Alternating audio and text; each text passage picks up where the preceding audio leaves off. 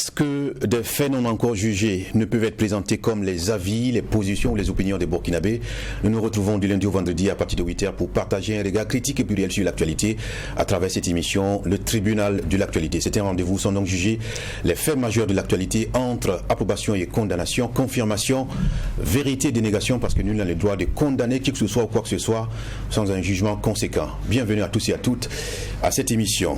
L'historien panafricain Laskouni Nsimbe a dit ceci: un intellectuel est forcément un producteur de savoir. Et ce matin, nous allons donc parler de savoir à cette émission, le tribunal de l'actualité. Mais avant, bonjour à tous et bienvenue, je suis Loukman Sanfo. Je dis bonjour au juge au siège, Geoffroy Var. Bonjour Président, bonjour auditeurs et téléspectateurs. Merci à vous, juge au siège de cette émission, le tribunal de l'actualité. Merci également à l'équipe de réalisation, celle à la radio ATFM également sur True TV. Mesdames, Messieurs, encore une fois, bienvenue à tous et à toutes. Comme dit, nous allons parler donc de savoir et de production livresque surtout, avec la sortie événement d'un livre dirigé par toi, penseur burkinabé, va-t-on dire, sur les problématiques actuelles du continent. Il est intitulé « Penser et agir pour l'Afrique ». C'est un livre paru chez Téminis Éditions, deuxième du genre, puisqu'on se souvient aussi du premier livre « Burkina Faso, du rêve à l'action » de Lionel Bilgo, que vous connaissez bien, paru également chez le même éditeur. On va y porter un jugement dans cette émission, les tribunaux de l'actualité, avec les co-auteurs, à la personne de Tegwende Sawadgo. Bonjour et bienvenue. Bonjour. Merci de répondre à notre convocation. Le plaisir pour moi. À vos côtés, nous avons Bernard Zongo. Bonjour. Bonjour. Merci de répondre à notre convocation. Merci.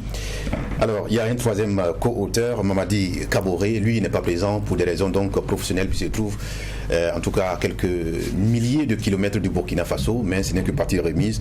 On aura l'occasion de l'avoir sur ce plateau du tribunal de l'actualité. Donc, nous allons parler donc des problématiques soulevées par cette production livresque, surtout des questions essentielles soulevées. On va d'abord écouter les avant-propos du juge au siège Geoffroy Var, juste après la virgule.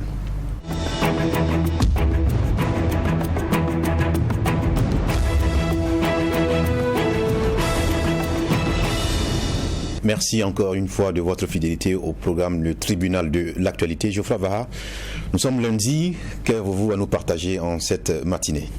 Moi, je reviens sur l'avant-propos. Je vais revenir sur le discours d'après résultat provisoire du président Roch Kaboré, président sortant, et qui donc remporte ces élections-là, en tout cas pour ce qui est des résultats provisoires qui nous a été communiqués.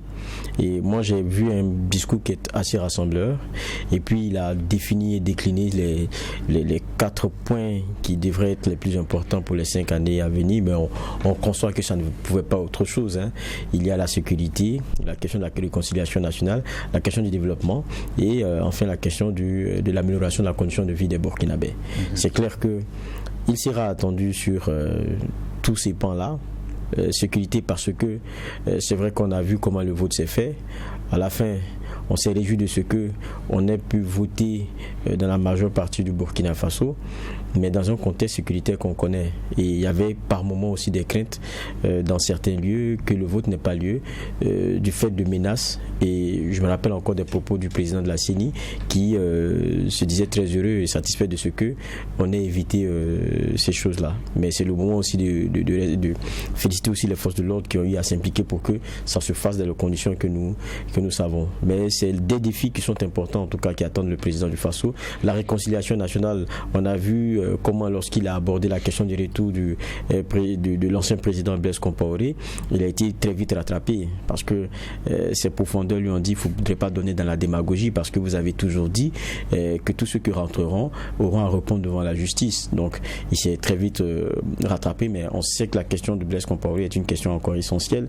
Et puis il y a beaucoup d'autres, c'est pas que Blaise Compaoré, il y a beaucoup d'autres proches de cet ancien régime-là qui attendent toujours d'ailleurs, qui sont en exil. C'est des Burkinabés, il faut qu'ils reviennent. Maintenant, s'ils sont cités dans des affaires qui les concernent, il faut aussi que ces personnes-là répondent au nom du triptyque vérité, réconciliation, mais justice. Et ça, c'est très important. Et puis, il a parlé des questions de développement. C'est vrai que c'est lié et fortement à la première, celle sécuritaire, parce que on ne se développe pas dans du bruit, et qui plus est, des bruits de mitraillettes ou des menaces, comme on les connaît, de groupes qui, du fait de réseaux sont difficiles à vraiment identifier, mais dont l'impact sur le terrain se sent de façon très forte. Et ça, quand on aura résorbé la question sécuritaire, parce que j'emploie le terme résorbé parce que c'est pas quelque chose qu'on peut terminer du jour au lendemain, c'est des menaces qui continuent parce que c'est le monde dans lequel nous sommes aujourd'hui. Lorsqu'on en diminue l'impact, on peut aussi penser économie et développement. Les deux se font ensemble. Il faut être résilient, ça c'est une réalité, et il faut accepter d'aller de l'avant. On se rappelle encore l'impact que ça a eu avec les déplacements et les déplacés internes que nous avons. Pour la plupart du temps, on connaît le milieu rural, c'est des agriculteurs, c'est des éleveurs, donc ça impacte fortement notre économie, puisque 80% de ceux qui sont en âge de travailler au Burkina Faso sont dans ce secteur-là, et on les connaît beaucoup mieux dans le milieu rural. Donc forcément l'impact il est fort. Je dis c'est lié, et puis il y a le dernier point, la condition de vie des Burkinabés, c'est lié à ça. C'est pas seulement que les revendications qu'on a et qui fait qu'on bat le pavé, qui concernent des agents fonctionnaires de l'État. C'est combien, 20 000, 22 000? Mais il y a le reste des Burkinabés qui attendent. Donc je veux dire, le défi, il est vraiment important. C'est vrai que ces 5 dernières années pour Roch Kaboré, c'est ce qu'on espère en tout cas, parce qu'il ne faudrait pas qu'il lui vienne à l'idée de penser autrement. Nous savons de quoi vous parlez. Voilà. Il faudra changer beaucoup de choses, parce que nous on a bétonné déjà notre affaire. Donc c'est les 5 dernières années. Donc on ne parlera pas d'un vote qui viendra après pour sanctionner ou quoi que ce soit. Peut-être qu'il aura un poulain et qui aura à pâtir forcément ou à bénéficier de la façon dont il aura à gérer les 5 prochaines années. Mais moi je pense pour le Burkinabé d'abord, il faudrait qu'il soit cette solution-là pour les problèmes que nous avons, c'est ce qu'on pourrait souhaiter. Et puis bon, une autre opposition aussi qui a fait la fine bouche, qui a après accepté d'utiliser les voies de recours que les textes nous permettent. Il faut les féliciter aussi pour cela, parce qu'on a des opposants qui par moment coupent les ponts et restent dans leur bulle, advienne que pourra. Et quelquefois, c'est des innocents qu'on envoie dans les rues et on entend autre chose. Ils ont été aussi responsables, ça il faut le reconnaître. Et je pense que c'est le Burkina qui gagne dans cette façon de voir les choses. C'était mon avant-propos, j'ai été un peu long et je m'arrête là. Non, c'était plus que nécessaire ce regard donc sur les défis qui attendent le président Roch Christian Kaboré après sa réélection, et également tout le Burkina Faso. Merci à vous. On va maintenant à présent porter un jugement sur ce livre qui porte la signature de 3 penseurs burkinabés qui seront donc retrouvés pour produire un recueil d'articles donc pour permettre de penser et à agir pour l'Afrique. C'est d'ailleurs le titre de cet ouvrage, et nous avons le plaisir donc après la soirée de dédicace du livre qui est intervenue vendredi dernier au niveau de Ouagadougou pour donc parler donc des problématiques soulevées par les différents auteurs. Encore une fois, bienvenue. Nous avons Tegwende Sawadogo, bonjour. Encore une fois. Bonjour. Bena Zongo, bonjour. Bonjour. Voilà, donc on commence par prendre connaissance donc de vous-même d'ailleurs, parce que vous êtes des jeunes burkinabés, on va dire. Je ne sais pas si M. Sawadogo, il a quel âge en tout cas, mais je pense que vous faites partie de la jeunesse. Je ne demande pas. Voilà. Et donc, on va peut-être chacun décliner son profil en termes d'occupation dans la vie, ce qui permettra certainement de savoir pourquoi est-ce que vous êtes retrouvé pour produire cet ouvrage-là. On commence par Bernard Zongo. Merci beaucoup, merci de nous recevoir. Alors, moi, je m'appelle Bernard Zongo et je suis urbaniste et diplomate de formation. J'ai commencé ma carrière ici au Burkina Faso avec les collectivités locales, puis je suis allé à l'expatriation. J'ai travaillé dans plusieurs pays africains, Afrique de l'Ouest, Afrique centrale, Afrique de l'Est, particulièrement dans l'humanitaire, dans les pays post-conflit, etc. Et je pense que au fur et à mesure qu'on avance dans la carrière, on a aussi l'opportunité, l'occasion de rencontrer des personnes un peu partout ailleurs en Afrique, de se frotter à différentes cultures et surtout de voir des pratiques qui sont différentes de ce qu'on a grandi avec au Burkina. Donc tout ça, ça suscite beaucoup de réflexions, beaucoup d'envie de contribuer, d'apporter quelque chose au pays. Et je pense que c'est dans cette dynamique que nous nous sommes inscrits depuis une dizaine d'années. On a commencé d'abord par un think tank et ensuite on a évolué. Et le livre que vous tenez dans les mains, c'est le résultat de toutes ces années de réflexion. Je dois d'ailleurs dire que c'est juste une sélection d'articles, c'est pas... On aura l'occasion de porter un jugement sur cela. Donc globalement, c'est un peu ça. Tegwende, Qu'est-ce qu'on peut savoir de vous? Alors, moi c'est Tegewende Sawadogo, je suis ingénieur polytechnicien et je fais un va-et-vient entre le Burkina Faso et le Canada, mais je demeure la plupart du temps au Canada. Et actuellement je travaille en fait comme un ingénieur principal de recherche et développement dans le domaine de technologique. Et bon, lié à ma formation pluridisciplinaire, j'ai toujours privilégié une approche, on va dire, holistique des problématiques africaines, notamment celles relatives au développement, à la culture, à l'histoire, à l'éducation, dont je pense en fait qu'elles sont toutes imbriquées et qu'on ne saurait poursuivre en fait le développement sans intégrer toutes ces questions-là. D'accord. Et le troisième acteur, Mamadi Kaboré, lui, il a quel profil? Alors, Mamadi Kaboré est un ingénieur télécom. Il réside et travaille actuellement au Canada. Et bien entendu, nous partageons un certain nombre d'idées. Et c'est la raison pour laquelle nous nous sommes retrouvés autour de ce livre. D'accord. Donc tous les trois, vous êtes des cadres dans la vie active, on va dire comme ça. Également des penseurs pour le compte de l'Afrique et du Burkina Faso. Alors tout à l'heure, je citais l'historien Lasconi, certainement que vous connaissez, qui dit qu'un intellectuel est forcément producteur de savoir. Est-ce que vous êtes d'accord avec cette façon de concevoir les choses? Et d'ailleurs, est-ce que c'est ce qui justifie le fait que vous avez couché vos pensées sur du papier, donc pour l'Afrique, on va dire? Oui, disons... le constat qui a prévalu en fait à l'écriture de cet ouvrage, c'est celui selon lequel en Afrique, on a plus tendance à reproduire les idées, à reproduire le savoir plutôt qu'à produire le savoir. Et même quand on croit produire, en réalité, on se retrouve souvent à répéter des bribes d'idées recueillies ça et là. Et quand on ne fait pas la genèse en fait des idées pour aller au fond, on se retrouve en fait à véhiculer des idées qui ne sont pas les nôtres. Donc, effectivement, nous pensons que un intellectuel se définit par son activité principale, qui est la production en fait du savoir.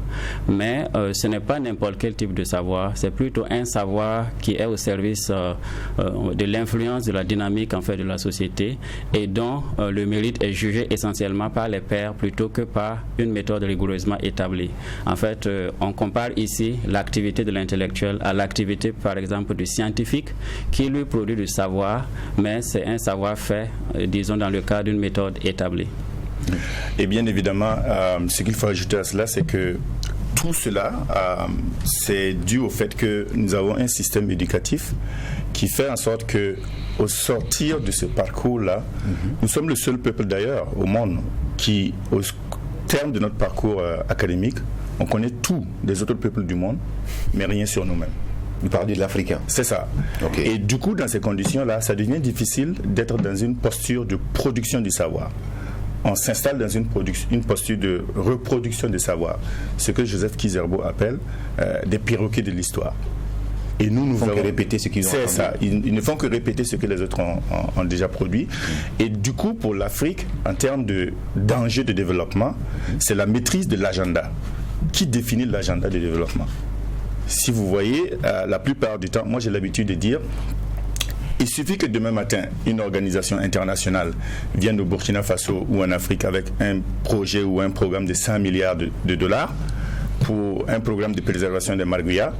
Et je vous garantis que demain matin, il y aura un remaniement ministériel et on aura un ministre en charge de la préservation des marguillards.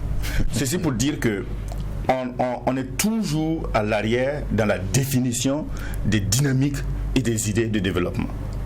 Et c'est ça que nous voulons mettre un terme en sifflant le bouribana. Vous êtes déjà dans l'essence même de ce livre, puisque vous parlez de l'intellectuel africain, vous tentez de le définir et aussi en tout cas, surtout de comprendre ses limites. Il y a beaucoup de confusion entre souvent le diplômé, l'intellectuel et il a même dit le scientifique. Quelles sont les différenciations que vous en faites? Alors, enfin, je peux dire que la différenciation importe peu, juste parce qu'elle concerne en fait ceux qui sont à l'aise avec les concepts. Quoi qu'on dise, pour le commun de mortels, l'intellectuel c'est toujours le diplômé. D'ailleurs, pour l'homme de la rue, l'intellectuel c'est quelqu'un qui sait lire et écrire. Et c'est la raison pour laquelle les intellectuels n'ont pas bonne presse en Afrique, parce que ceux qui savent lire et écrire abusent en fait de ce privilège en réalité pour s'accaparer en fait la production de la société, le revenu de la société au détriment en général des autres.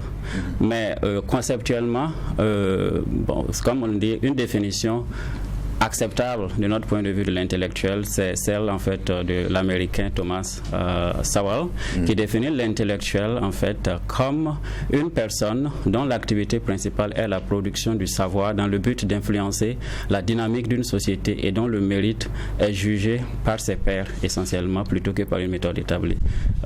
Donc il n'y a pas vraiment de préjugés sur le rôle de l'intellectuel dans sa définition.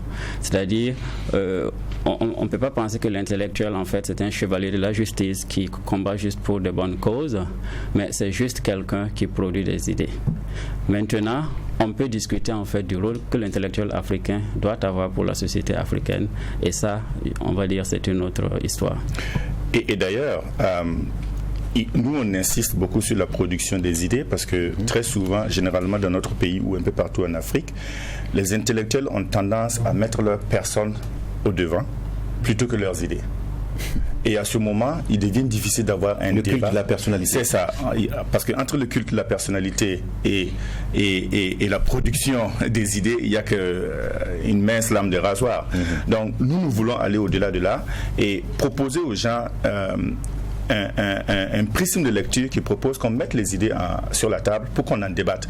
Toute abstraction faite des personnes ou des personnalités. Parce que dès que l'intellectuel met en avant sa personne, le débat devient difficile parce que vous avez ceux qui soutiennent la personne, ceux qui sont contre la personne, et souvent dans ce genre de débat, on met les idées au second plan. Et pour rebondir, si je peux me permettre, sur ce qu'il vient de dire, vous savez, le président américain Barack Obama a dit au Ghana que l'Afrique n'a pas besoin d'hommes forts, l'Afrique a besoin d'institutions fortes. De même, nous pensons que l'Afrique n'a pas besoin d'intellectuels, l'Afrique a besoin de systèmes de pensée. Bien entendu, il faut des gens pour élaborer ces systèmes de pensée, mais il y a une nuance en fait. Quand on met en avant les systèmes de pensée, on peut en fait discuter des idées, de leur application, plutôt que de discuter en fait des personnalités. Par exemple, on prend Joseph Kizerbo ou Cheikh Anta Diop qui sont des intellectuels africains très connus, mais leurs idées en fait sont rarement appliquées. Donc c'est ça le paradoxe en fait africain. Pourquoi ne pas concentrer le débat sur les systèmes de pensée plutôt que sur les personnes? Je vois, il pose là un débat assez intéressant. Je vous passe la parole. D'accord. Moi, comme je suis déjà dans les questions d'entrée, pourquoi vous trois pour une œuvre? Pourquoi pas chacun dans son expression? Pourquoi vous trois? Ok, enfin je peux commencer, il va compléter. Disons en fait, cette œuvre en fait c'est l'aboutissement, on va dire, d'un travail qui a été fait dans le cadre d'un groupe de réflexion que nous avons fondé depuis 2009 et au sein duquel en fait nous avons produit beaucoup d'idées et beaucoup d'articles. Donc nous sommes à un stade où nous pensons qu'il faut passer en fait de l'édition en ligne, disons, à l'édition écrite, à l'édition papier, et c'est pourquoi en fait nous avons sélectionné juste un certain nombre d'idées que nous avons mis dans ce livre et essentiellement les trois nous avons contribué à ces idées et c'est ce qui explique cela. Du reste, nous pensons également, et nous avons beaucoup écrit là-dessus, moi personnellement j'ai beaucoup écrit là-dessus, je ne crois pas au mythe de réussir seul. Okay. Voilà. C'est souvent un mythe qui souvent vient de l'Amérique du Nord où on présente souvent quelqu'un et dit il a bataillé dur, il a fait ci, il a fait ça, il est arrivé seul, etc. C'est souvent pas vrai. On ne peut pas réussir seul. Il y a toujours des gens avec lesquels on compose, avec lesquels on travaille. Donc nous pensons que c'est peut-être cette culture-là également qu'il faut qu'on apprenne à travailler ensemble, à travailler en équipe. Quand on a une idée, elle peut être bonne, mais quand on a 2 idées, 3 idées, c'est encore mieux. Donc moi j'avais écrit un article là-dessus en appelant à la jeunesse burkinabé d'imiter un peu les abeilles, parce que quand vous voyez les abeilles, une seule abeille ne produit pas du miel. Absolument pas. Voilà, mais elles travaillent ensemble et elles arrivent à produire du miel. Donc c'est ça. Deuxième question comme ça que j'ai aussi d'entrée. Urbaniste, spécialiste en mécanique, l'autre je pense c'est un entrepreneur aussi. Et puis on vous retrouve sur des sujets aussi divers que variés, et on a même la question de l'homosexualité qui est abordée et tout. Vous dites, vous êtes dans un groupe de réflexion, quand on voit vos profils, d'emblée on s'est dit qu'on ira sur comment on appelle ça, des domaines qui sont vraiment liés à ce que vous avez comme parcours et tout, mais on vous retrouve en train d'opiner, en train de partager vos avis sur des questions de la vie. Pourquoi ce choix? Alors, un réflexe canadien. Commençons par Bernard. Disons que vous êtes sans doute familier avec le concept d'intellectuel unijambiste. C'est-à-dire que vous avez des gens qui sont très bien formés dans leur domaine, dans leur discipline respective, mais qui ont simplement un regard étriqué sur leur discipline et qui, peut-être par passion, le font. Mais vous avez également d'autres personnes qui sont curieux, qui essaient souvent d'aller au-delà de leur discipline. Et je pense que c'est dans cette seconde catégorie que nous nous définissons, nous nous fixons. Parce que de par même nos profils respectifs, par exemple, moi dans le domaine de l'urbanisme ou de la diplomatie, vous êtes obligé de travailler avec des gens de différents profils, qui sont dans différentes disciplines, etc. Donc ça vous amène à pousser un peu votre curiosité pour découvrir ce qu'il y a au-delà de votre propre discipline, etc. Donc je pense que également, si on revient sur la question de l'Afrique, il est difficile de traiter les problèmes africains simplement avec un regard étriqué, ou du moins sous l'angle de sa propre formation, etc. C'est difficile. Il va falloir peut-être avoir cette ouverture d'esprit, essayer de regarder ce que les autres disciplines ont apporté pour essayer d'avoir une approche holistique et analyser les choses. Donc je pense que ça se fait avec la curiosité intellectuelle. Ça se fait avec la lecture, ça se fait avec l'envie de découvrir, l'envie de rencontrer d'autres cultures, etc., etc. Mais vous ne pouvez pas non plus accomplir cela si vous n'êtes pas forcément ou profondément enraciné dans votre propre culture. C'est-à-dire que si vous êtes un aliéné culturel, vous allez toujours privilégier ce qui vient d'ailleurs, et du reste, c'est ce qu'on observe un peu avec notre élite politico-bureaucratique. Alors, pour compléter sa réponse, disons que moi personnellement, j'ai eu la chance en fait d'avoir un parcours multidisciplinaire. D'accord. Et j'ai toujours eu un intérêt en fait pour toutes les disciplines, depuis le lycée à l'université jusqu'à ma pratique actuelle. Et donc, pour moi, ce n'est pas vraiment une anomalie. Et pour reprendre un peu ce qu'il a dit, les problèmes africains, on a tendance à les regarder chacun en fait sous un seul angle. C'est-à-dire, chacun est expert et spécialisé en fait dans son domaine et dans sa discipline, et on isole un problème et on lui apporte des solutions selon un seul angle. Le problème, c'est que parfois les solutions qu'on apporte créent en fait d'autres problèmes et ainsi de suite. Donc, nous ne pouvons pas en fait résoudre les problèmes sans cette approche holistique là. Et j'ai l'habitude de le dire, quand le champ de vision d'un être humain, c'est 180 degrés. Donc une seule personne peut juste voir un côté de l'espace. Pour voir 360 degrés, qui est tout l'espace, ça prend deux personnes qui regardent dans le sens opposé. Donc il faut qu'il y ait toujours la culture de la discussion, la culture du débat, et c'est là que les uns peuvent voir ce que les autres n'ont pas vu. Et ultimement, une idée ne peut s'imposer que si elle arrive à survivre en fait à la contradiction.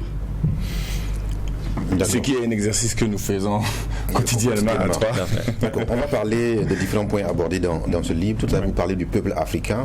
Et effectivement, l'estime de soi qui est un point abordé dans ce livre. Et vous estimez que, en tout cas, le peuple noir ne connaît pas véritablement et assez son passé glorieux. Alors, sur le continent, il ne manque pas même des intellectuels qui disent qu'il faut rompre avec cette approche passéiste pour véritablement amorcer le développement. Vous qui avez fait l'Europe, vous avez fait des grandes universités d'autres pays. Quelle est votre approche donc justement de la question de l'estime de soi du noir et en vis-à-vis de son histoire véritablement?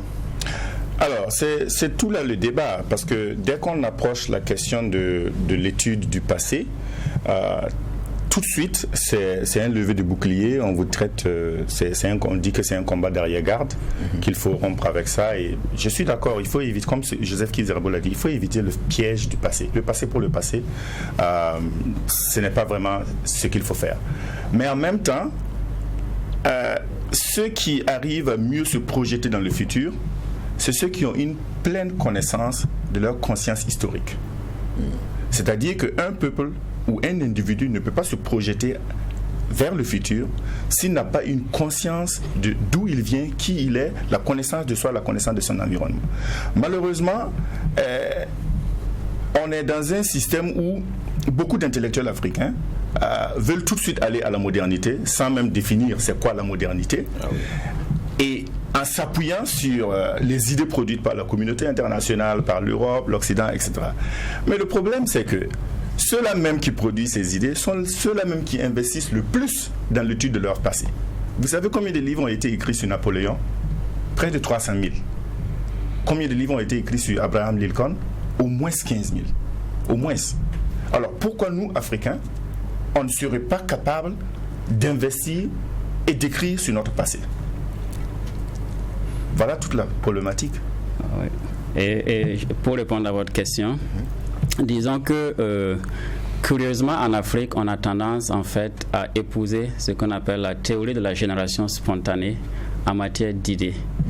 Et la théorie de la génération spontanée, c'est une théorie primitive en fait conçue pour expliquer la cause des maladies et l'apparition en fait des microbes. Puisque à l'époque, on pensait que les microbes apparaissaient de façon spontanée parce qu'on ne pouvait pas observer leur évolution. De même, en matière d'idées, on a tendance à épouser cette théorie de la génération spontanée. C'est-à-dire, on veut parler du développement de l'Afrique et on ne définit pas c'est quoi le développement. Et on est juste en train de poursuivre de la croissance, de la technologie. Mais c'est quoi le développement? Le développement, c'est l'amélioration en fait d'une société à travers son mode d'organisation pour satisfaire ses besoins. Donc, il faut que la société elle-même ait conscience en fait de ses besoins, de ce qu'elle est d'abord.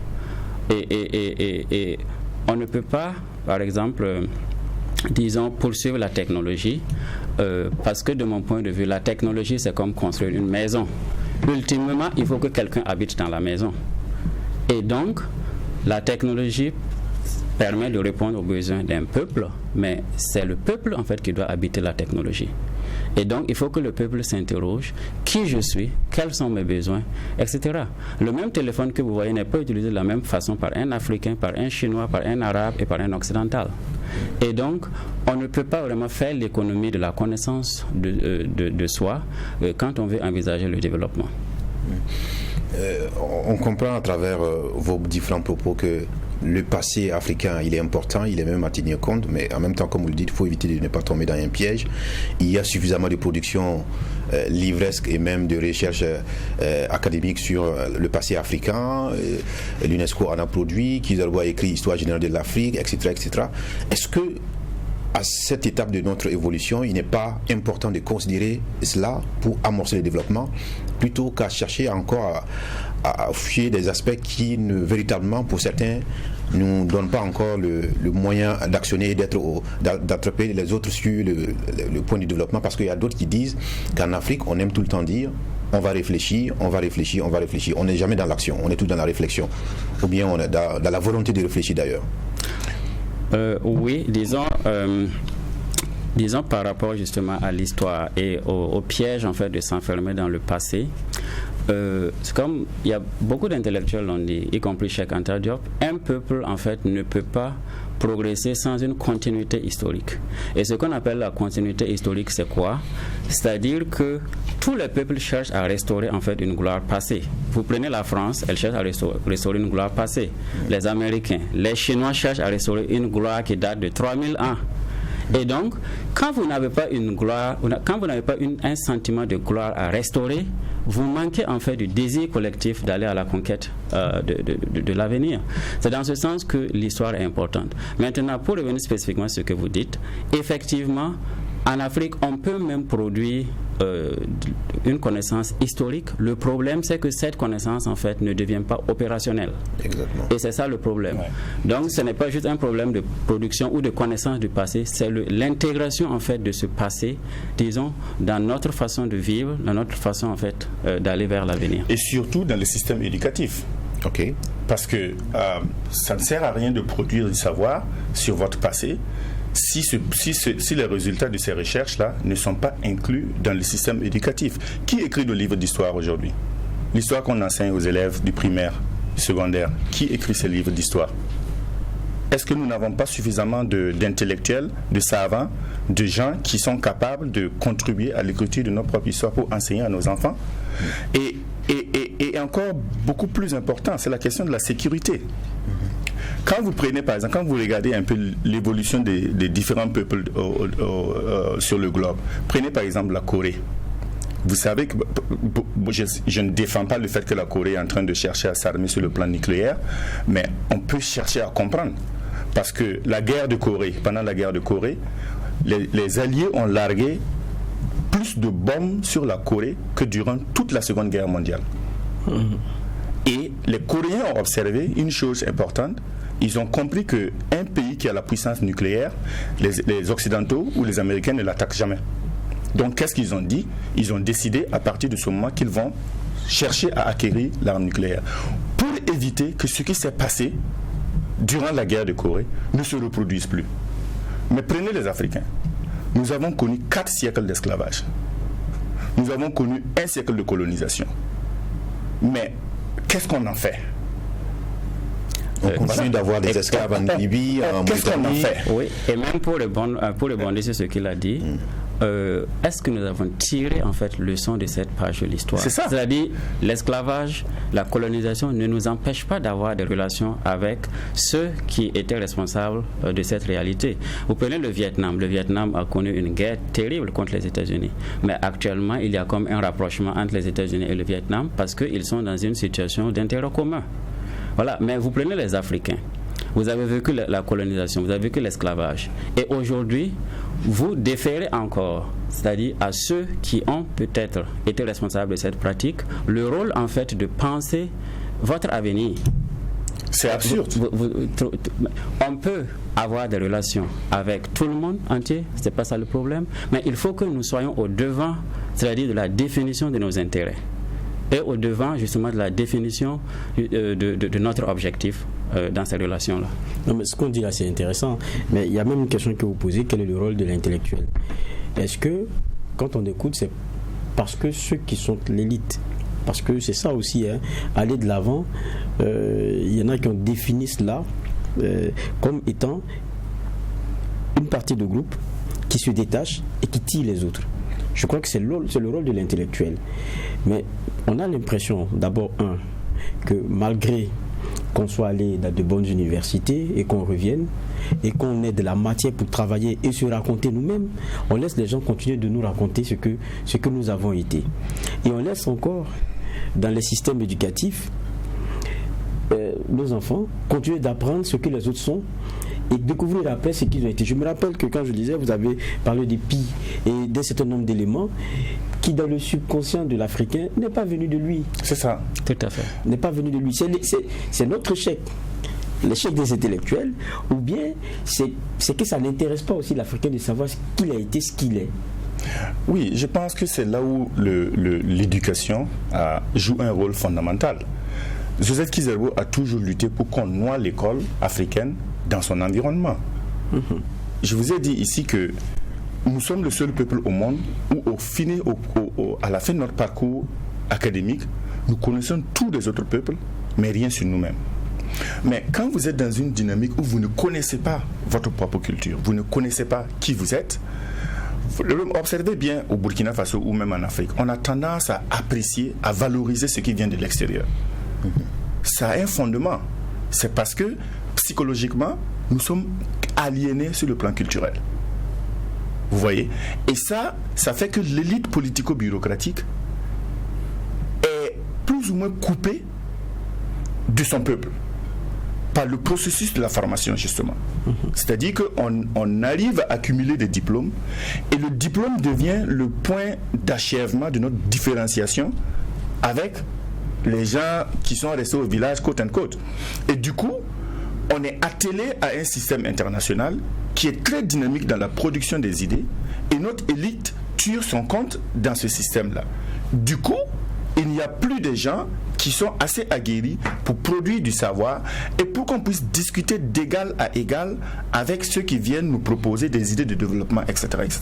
Je pense que l'enjeu fondamental pour nous... Mais ce discours-là, on l'a déjà entendu à plusieurs reprises de la part de nouveaux penseurs, comme on le dit. Qu'est-ce qui manque véritablement au continent africain, sinon à l'homme noir, pour avoir un système éducatif plus performant? La critique que vous avez faite, elle est juste, mais qu'est-ce qui manque? Qu'est-ce qu'on doit faire véritablement? Alors, c'est l'opérationnalisation des idées, l'opérationnalisation de la pensée. C'est comme on dit, même quand on prend le Burkina, les idées pour que le Burkina avance ont presque toutes été énumérées. Donc, le problème, en fait, c'est la mise en œuvre.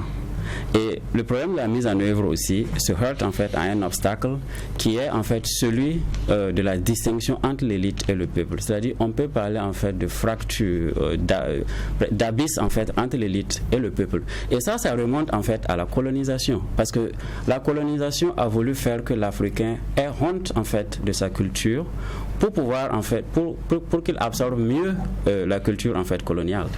Et à la fin de la colonisation, les élites qui ont mené l'école, qui ont mené l'administration, n'ont fait en réalité que perpétuer le même système.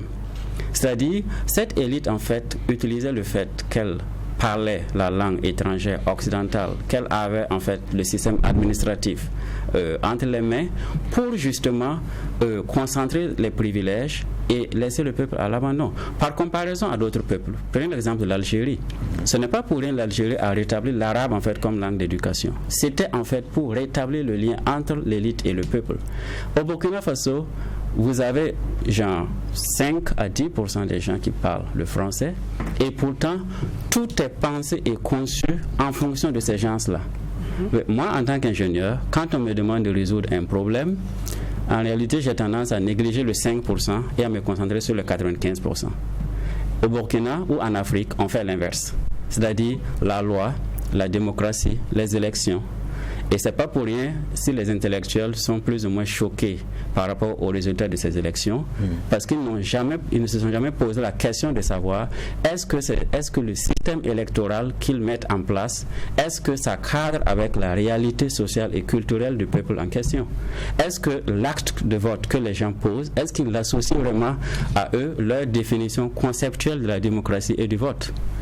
Tout à l'heure, ce que vous dites, on l'a retrouvé dans le livre, oui. Notamment l'introduction des langues locales dans les curricula que nous avons au niveau de la formation. Mais il y a le cas, la réalité africaine burkinabé. On a un pays avec plusieurs langues. Comment est-ce possible de penser véritablement l'introduction de ces langues locales dans les curricula? D'abord, il faut qu'on insiste toujours sur ça, parce que tout le monde n'est pas convaincu que les langues locales sont utiles à l'enseignement dans notre pays ou un peu partout en Afrique. C'est même une bataille, j'allais dire pratiquement idéologique, parce qu'il y en a qui considèrent que nos langues ne sont pas assez modernes pour supporter la connaissance, ce qui n'est pas vrai. Moi j'ai eu cette chance de parcourir un peu le monde. Je signale que le Vietnam était quelque part une colonie française. Mais aujourd'hui, si vous arrivez au Vietnam, vous n'allez pas trouver une seule trace de la présence française, parce qu'ils ont utilisé leur langue pour former leur élite. Donc, vous avez une partie, vous avez tous ceux qui commencent au primaire jusqu'au secondaire, ils utilisent la langue vietnamienne. Maintenant, à partir de l'université, on introduit les langues étrangères, etc. Donc, vous avez une élite qui n'est pas coupée de son peuple. Si vous prenez par exemple l'Algérie, l'exemple qu'il vient de donner, c'est ça. Donc, l'illusion, c'est de penser aussi que parce qu'on a une pluralité de langues, on ne peut pas sélectionner une, etc. Non, c'est pas vrai. Prenez l'Éthiopie. L'Amérique, ce n'est pas la seule langue de l'Éthiopie. Même la France, le français, ce n'était pas la seule langue de la France. Ouais. Donc, il faut à un moment donné qu'une élite, qu'un homme politique décide qu'à partir d'aujourd'hui, voici les langues que nous allons introduire. Du reste, l'Inde a combien de langues nationales? Elle en a 18. L'Afrique du Sud, je pense que c'est 11 ou 14. Donc, au Burkina, on peut faire pareil. Sauf que chez nous, on a quand même une soixantaine d'ethnies avec autant de patois. Allez-y, vas-y. Oui, mais bon, c'est vrai qu'on est déjà près de ça, passe tellement vite. On est pas de la dizaine de minutes pour terminer. Parler des langues, moi j'ai regardé un documentaire avec une démarche scientifique qui m'a vraiment scotché et qui a prouvé qu'on pense d'abord dans une langue. Donc je pense que si vous pensez dans la langue de quelqu'un d'autre, ça devient un peu difficile. On pense d'abord dans une langue. Donc il faut qu'on comprenne que tout est possible et que commencer à penser dans sa langue, c'est la meilleure façon de commencer les choses.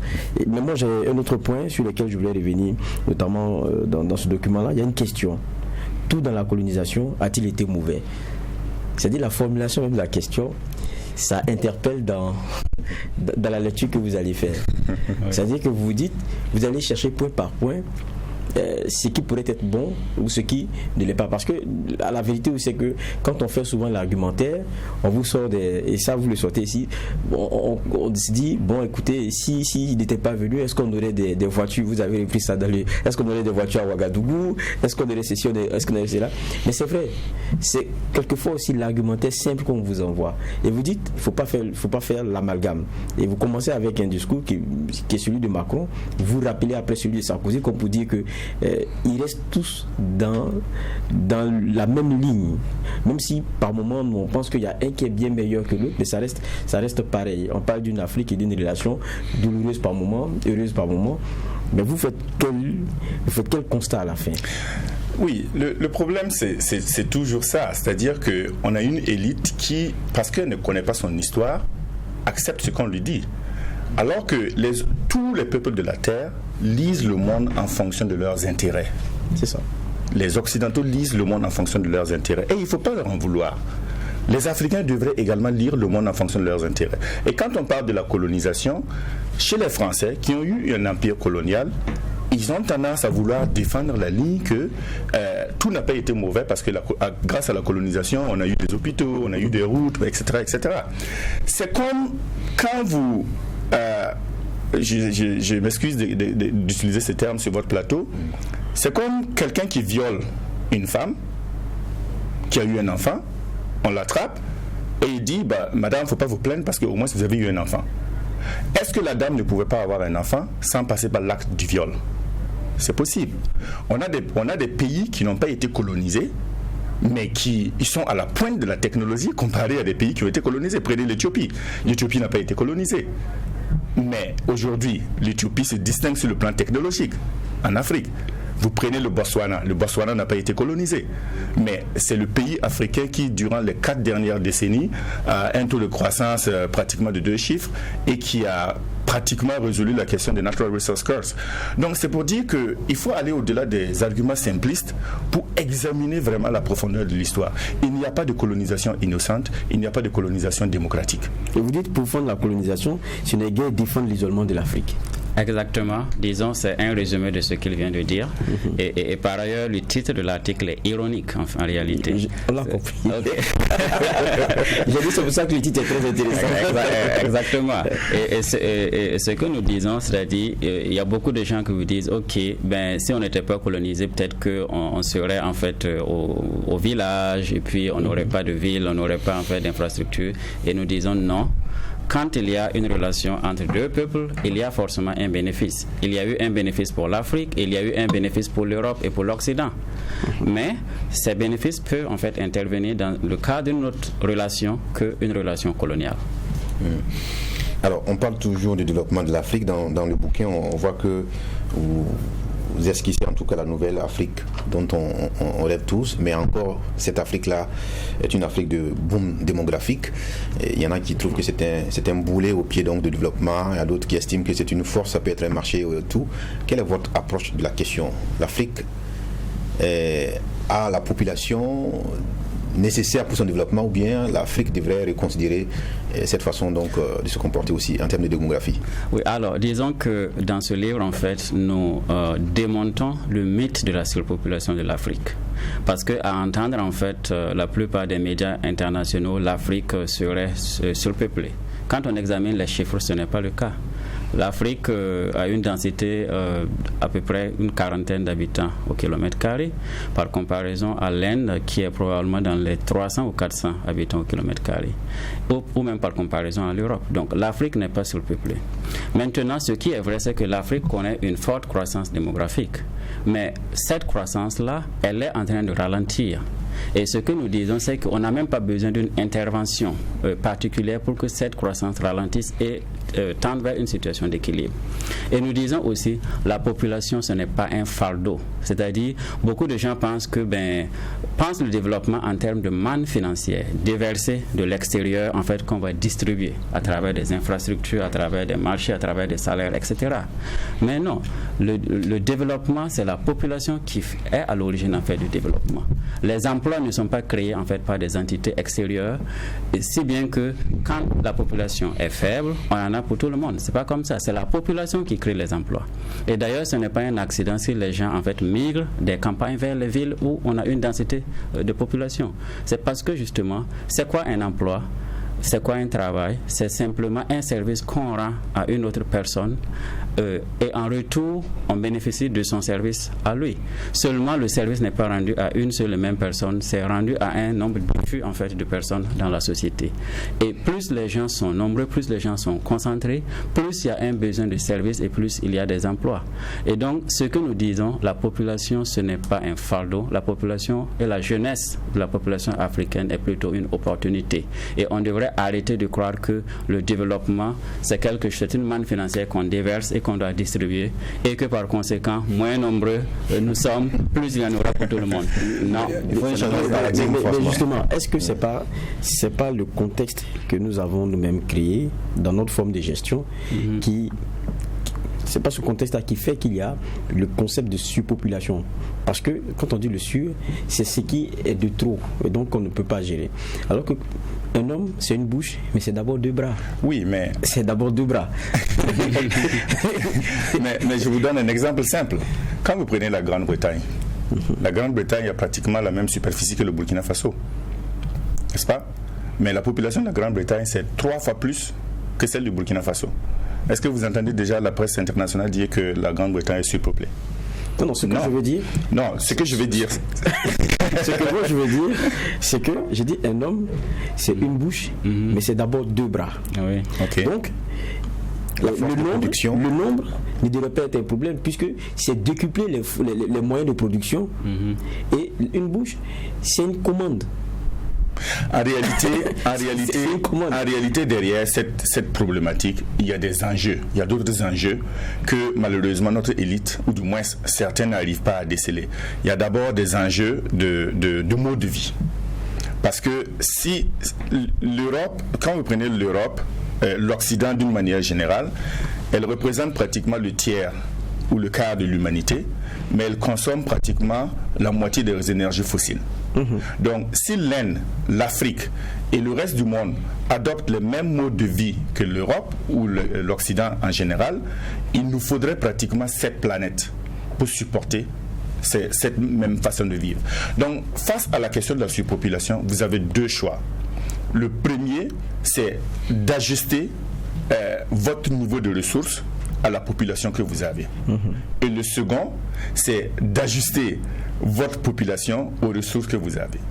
Donc, d'un côté, il y en a qui utilisent ça savamment en améliorant leur capacité de production pour matcher leur population. Mais chez nous, on nous demande de réduire notre population pour mettre ça en adéquation avec nos ressources. Ce qui est aberrant, parce que quand vous prenez l'Afrique c'est le continent le plus béni de Dieu, parce qu'il n'y a pas de ressources naturelles qui n'existent pas en Afrique. Mais ce que je veux dire, est-ce que ce n'est pas notre système de gouvernance lui-même qui fait que ça devient un problème? Je prends un cas simple.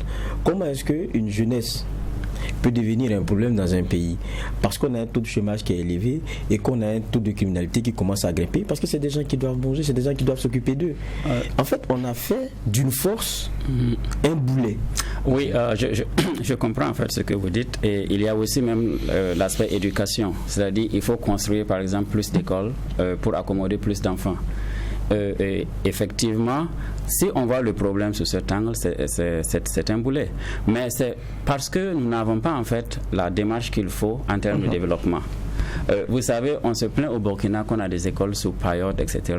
Moi, je ne pense pas que c'est un scandale, même si ça scandalise. Quand le secrétaire général, l'ancien secrétaire général de l'ONU, Ban Ki-moon, est venu au Burkina, il a dit que, au lendemain de la Seconde Guerre mondiale, en Corée, eux, ils allaient à l'école sous des arbres. En Corée du Sud. Mais aujourd'hui, la Corée du Sud n'a rien à envier aux États-Unis en termes d'infrastructures. Et ce qu'il a dit, ce qui compte, ce n'est pas là où vous étudiez, c'est ce que vous faites de votre propre esprit. Le problème, en fait, qu'on a au Burkina et en Afrique, c'est que nous faisons le développement par procuration.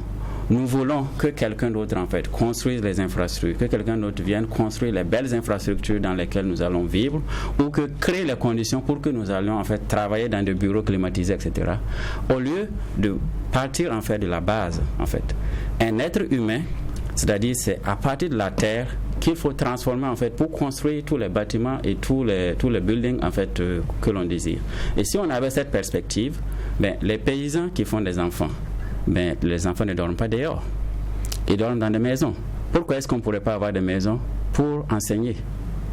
Il faudrait mobiliser en fait cette population. Et l'autre problème en fait du Burkina ou de l'Afrique, et là encore c'est lié en fait à l'État dont nous parlons. L'État est comme un corps étranger dans une population. L'État n'arrive pas à mobiliser sa population. Et on l'a vu encore. La lutte contre le terrorisme, les difficultés de départ, c'était quoi? Vous avez une armée en fait qui se promène dans un pays, dans son propre pays comme à l'étranger. Parce qu'il n'y a pas de connexion entre l'État, l'administration et la population. Et le succès que la révolution burkinabé avait eu, c'était l'intelligence de pouvoir mobiliser la population justement pour le développement. Et aujourd'hui encore, nous sommes à ce stade-là. Tant que nous ne pouvons pas mobiliser notre population, la population sera vue comme un problème.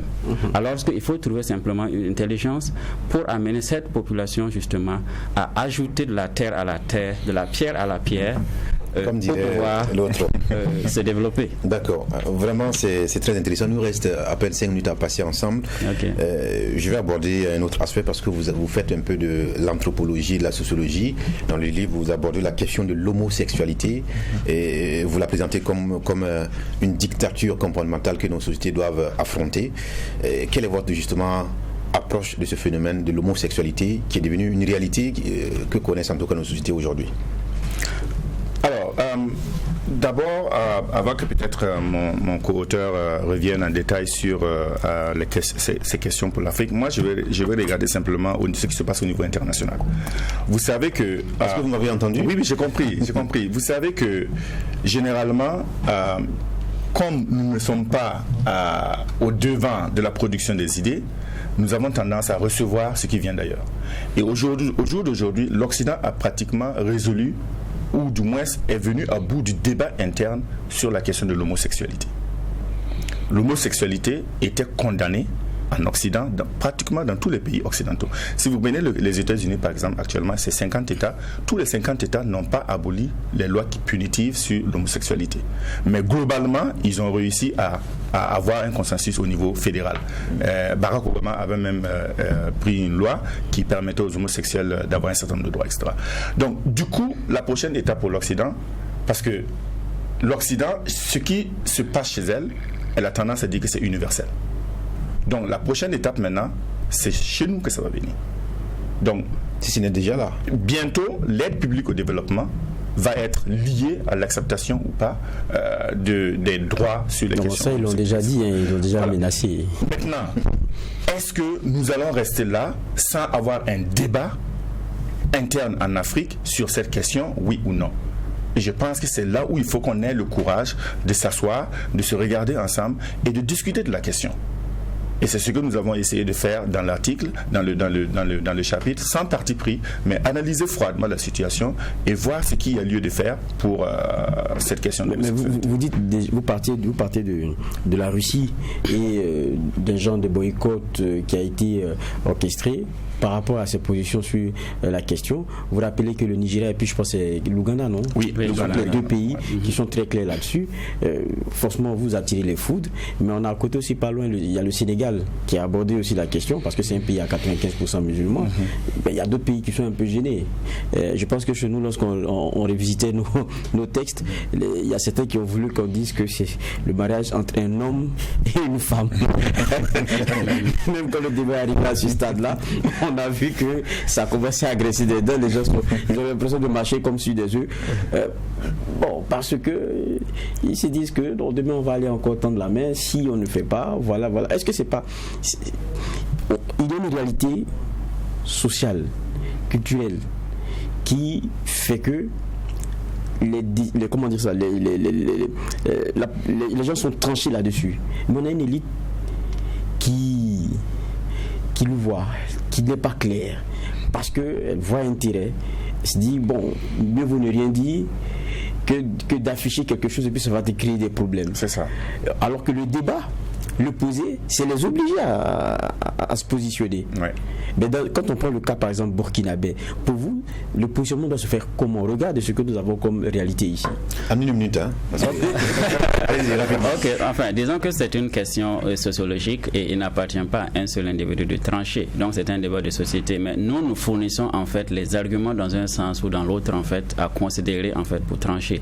Et nous faisons la distinction aussi entre, on va dire, un acte homosexuel entre deux individus isolés et puis une acceptation sociale en fait du phénomène. Et c'est ça la différence en fait. C'est-à-dire l'enjeu actuel, c'est l'imposition en fait d'une normalisation sociale du phénomène et nous fournissons beaucoup d'arguments pour expliquer pourquoi la Russie ne veut pas la normalisation sociale. Parce qu'elle a une population déclinante et elle a besoin en fait de favoriser la procréation. Et donc pour l'Afrique, il y a d'autres réalités culturelles qui sont là. Et ce que nous disons simplement, si l'Afrique espère résister, il faut qu'elle affiche et qu'elle défende fermement sa position. Bien entendu, on ne sait pas si l'élite va trancher. En général, ce sont les peuples en fait qui imposent en fait à l'élite la marche à suivre sur cette question. Voilà, il y a autant d'articles assez intéressants et qui posent le débat véritable sur le devenir de l'Afrique à travers des situations pratiques. On aura certainement l'occasion d'y revenir parce qu'il y a Tegawane qui est là encore. Hein, oui, tout à fait. Bernard lui prend l'avion déjà pour quelques heures déjà. En tout cas, Penser et agir pour l'Afrique, c'est un livre paru depuis seulement vendredi dernier chez Téminis Édition, donc l'édition qui a même produit Lionel Bilgo, et à retrouver dans vos librairies et kiosques à-journaux. Au regard de l'engagement aussi que nous avons vis-à-vis des jeunes, ce n'est pas faire de la publicité que de vous donner en tout cas les lieux où vous pourrez en tout cas vous procurer cet ouvrage-là. Librairie Mercury, Jeunesse d'Afrique, Diafa, dans les stations totales, au prix de 5 000 francs CFA. C'est un livre très intéressant à lire, facile à parcourir. En tout cas, merci d'être passé nous entretenir. On vous souhaite bon vent dans votre nouvelle carrière d'écrivain. Et on espère vous retrouver pour d'autres débats sur la question du continent africain. Mesdames, Messieurs, merci également au juge Geoffroy Vaha. Mais on s'arrête là aujourd'hui. On vous retrouve demain encore pour d'autres sujets d'actualité. Prions pour que la paix nous fasse la guerre et que la guerre nous fasse la paix. Au revoir.